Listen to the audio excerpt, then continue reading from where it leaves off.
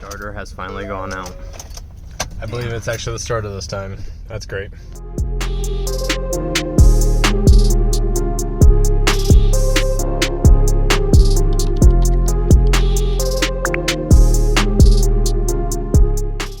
So things happen at a whim of a notice. I just got off work and now the starter has gone out officially.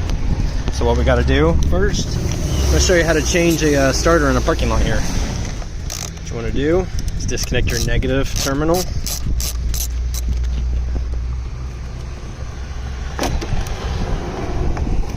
I mean, to be on the safe side, I know they always say just the negative. I like to do the positive too. That way you don't end up grounding out down to the block.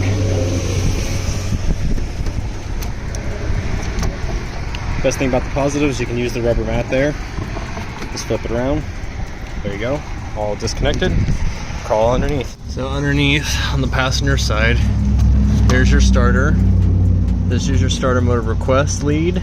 I do believe it is a 10 millimeter. And then, no, this one's 8 millimeter, this one's a 10. I'll verify real quick. But then one of your bolts for releasing is going to be right here. That actually releases the starter. And then this one actually releases the starter.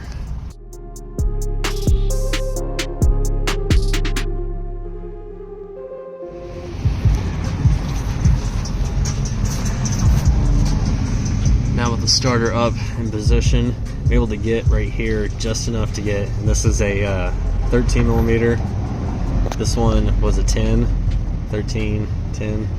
And at this angle, I'm able to bolt both these down and get them tight and then shove it up further up into position. Now for the upper one and the lower one of the 13 millimeter, let's go ahead and start and tighten them up. It looks nice and fresh. Starting to rain. We've done reassembly. So put your positive post back on.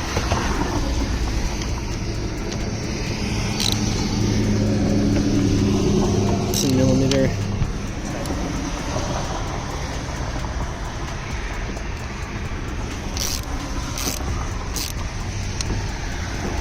That covered.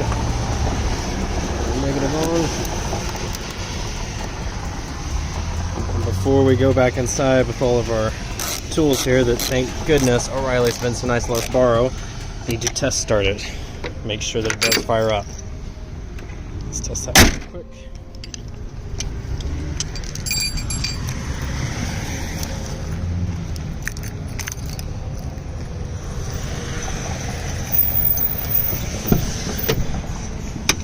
Lights are on.